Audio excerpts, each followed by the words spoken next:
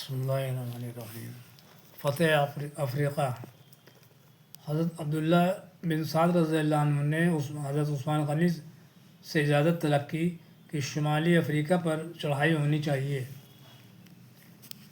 اس زمانے میں افریقہ ایک بر اعظم کا نام ہے، مگر اس زمانے میں افریقہ نام کی ایک ریاست بھی تھی جو طرابلس اور تنجا کے درمیانی علاقہ پر پھیلی ہوئی تھی۔ لیکن اس زمانے میں افریقہ ان ملکوں کے مجموعہ پر بھی بولا جاتا تھا جو آج کل بر اعظم افریقہ کے شمالی حصے میں واقع ہیں۔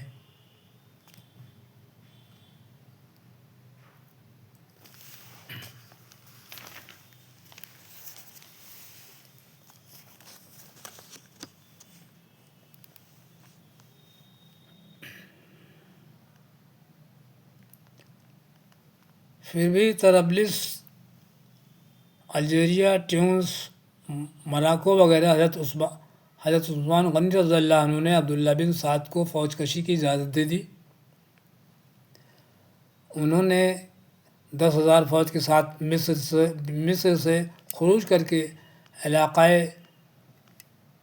علاقۂ برقہ میں سرحدی رئیسوں کو مغلوب کیا۔ ان رئیسوں کو اپنے زمانۂ حکومت میں عمرو بن العاص بھی چڑھائی کر کے جزیہ کی ادائیگی کے لیے مجبور کر چکے تھے، اور بعد میں وہ موقع پا کر خود مختار ہو گئے تھے۔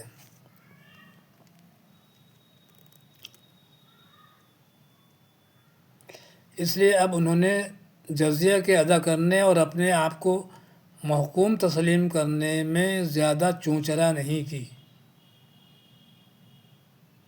اس کے بعد جب عبداللہ بن سعد ملک کے درمیانی حصے اور طرابلس کی طرف بڑھنے لگے تو حضرت عثمان غنی نے مدینہ منورہ سے ایک فوج مرتب کر کے ان کی مدد کے لیے روانہ کی۔ اس فوج میں حضرت عبداللہ بن عمر رضی اللہ عنہ، حضرت عبداللہ بن عباس، حضرت عبداللہ بن زبیر، حضرت عمرو بن العاص، حضرت حسین بن علی رضی اللہ عنہ، حضرت ابن جعفر وغیرہ حضرات شامل تھے۔ یہ فوج مصر ہوتی ہوئی برقہ میں پہنچی تو وہیں عبداللہ بن سعد نے استقبال کر کے اس سے ملاقات کی۔ اب سب مل کر طرابلس کی طرف بڑھے۔ رومیوں نے طرابلس سے نکل کر مقابلہ کیا، مگر شکست کھا کر بھاگے۔ مسلمانوں کا طرابلس پر قبضہ ہو گیا۔ طرابلس پر قبضہ مکمل کر کے خاص ریاست افریقہ کی طرف لشکر اسلام بڑھا۔ افریقہ کا بادشاہ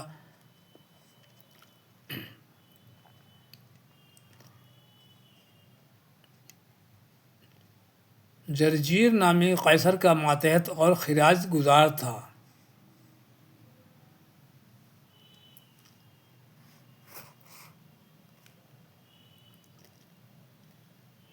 اس کو جب اسلامی لشکر کی اپنی طرف متوجہ ہونے کی اطلاع ملی تو اس نے 1,20,000 فوج جمع کر کے ایک شبانہ روز کی مسافت پر آگے بڑھ کر مسلمانوں کا مقابلہ کیا۔ دونوں لشکر ایک دوسرے کے مقابل پہنچے تو حضرت عبداللہ بن سعد نے سب سے پہلے عیسائی لشکر کو اسلام کی دعوت دی۔ جرجیر نے اس دعوت کا صاف انکار کیا تو دوبارہ جزیہ ادا کرنے کے لیے کہا گیا۔ جب اس نے جزیہ ادا کرنے سے بھی انکار کر دیا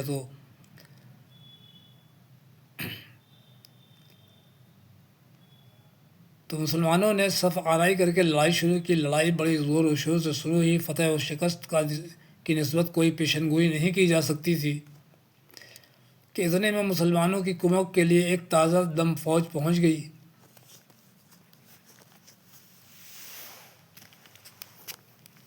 اور لشکر اسلام نعرہ تکبیر